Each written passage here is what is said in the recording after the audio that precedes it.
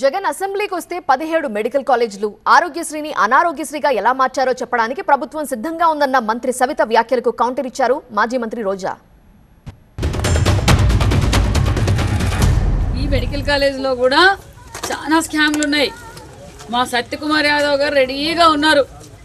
అసెంబ్లీకి వస్తే జగన్మోహన్ రెడ్డి గారికి ఈ 17 మెడికల్ కాలేజ్ గురించి, ఆరోగ్యశ్రీని అనారోగ్యశ్రీగా ఎలా మార్చారో ఈ విషయాలన్నీ క్లారిటీగా ఉన్నాయి. మరి ఆహో ఓహో స్టీలు ఇదేనేమో చూడండి. మొదటిసారి ఎమ్మెల్యే అవగానే మంత్రి అవగానే కొత్త పిచ్చోడు పొద్దురగడు అంటారు చూసావా, ఆ విధంగా ఉంది సవిత ప్రవర్తన. తనకు ఓట్లేసి గెలిపించిన ప్రజలకి ఈరోజు మెడికల్ కాలేజీని పూర్తి చేయాల్సిన బాధ్యత మంత్రికి లేదా జిల్లాలో? ఈరోజు చంద్రబాబు నాయుడు మీద ఒత్తిడి తీసుకొచ్చి ఆ కాలేజీని పూర్తి చేయడం ఆమెకి చేత కాదు.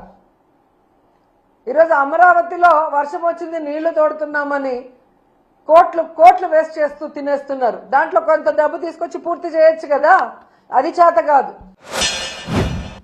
మరి ఆహో ఓహో బిల్డింగ్లు ఇవేనేమో చూడండి.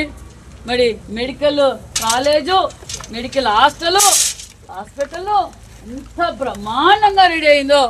మరి జగన్మోహన్ రెడ్డి గారు కూడా ఒకసారి విజిట్ చేసి జగన్మోహన్ రెడ్డి గారి ట్రీట్మెంట్ ఇక్కడే ఇప్పిస్తాం. జగన్మోహన్ రెడ్డి గారికి వారి కుటుంబ సభ్యులకి మరి ఈ 17 మెడికల్ కాలేజీల్లో ఇప్పించడానికి మేము సిద్ధంగా ఉన్నాం.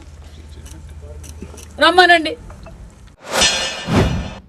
అక్కడ కాలేజీని నిర్మాణం స్టార్ట్ చేస్తే అది పూర్తి చేసుకోకుండా దాన్ని అమ్మకానికి క్యాబినెట్ లో పెడితే ఎలా సిగ్గు లేకుండా దానికి మద్దతు తెలిపావని సవితను అడుగుతున్నా నేను.